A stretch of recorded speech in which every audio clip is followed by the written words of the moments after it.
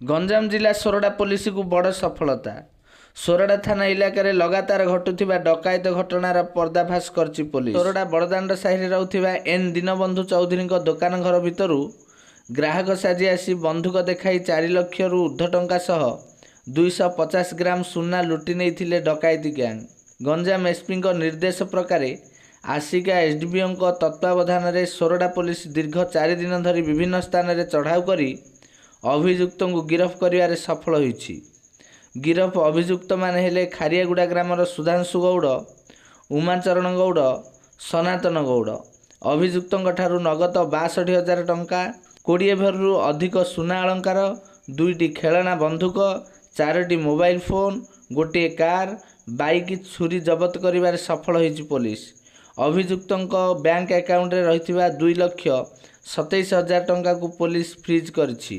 खाली सेतिकी नुहे, 1 मास पूर्व एही 3 जन डकायत सोरडा थाना जाड़ीबाड़ी घाटी और विभूतिया जंगल अंचल में बाइक आरोही लुटि नेउथिले सुना अलंकार और मोबाइल। से सुना अलंकार को मध्य पुलिस जबत करी जो मानकर लुट होता से संपूर्ण रूपे फेरई सूचना मिली। अभियोग आधार पुलिस तदंत करी शीघ्र डकायत गैंग को जबत करी सुना अलंकार और नगद टंका पुलिस जबत करथिबा जानिया परे थाना अधिकारी को बहुत धन्यवाद जणाइछन्ती अभियोगकारी माने। देखो आमर गला मसरे मे मसरे और यही मसरे जून मसरे 3टी रबरी केस रिपोर्ट होता सोरडा थाना रे। 2टी रबरी ता भितर होता आम घाटी एरिया होता, गोटे लास्ट 11 तारिख रे होता जोटा कि हाउस रबरी होता आम बड़दाण्ड साहि होता।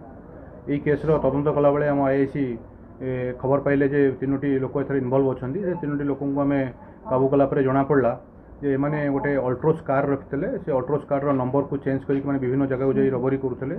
माने सेठी रबरी करिया पई खेलना पिस्तल मध्य यूज करुले।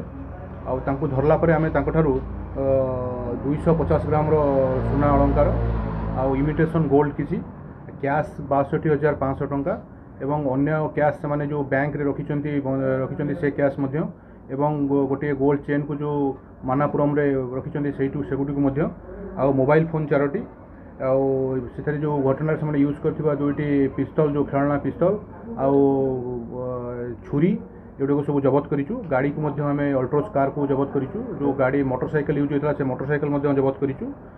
आज आम से कोर्ट को फरवर्ड करूँ। 3 जन लास्ट मंथ रू से आम एरिया जहाँ भी कौ जगार कौन कर विषय में तदंत जारी रखीचु। आसिले आपको जणाइबु।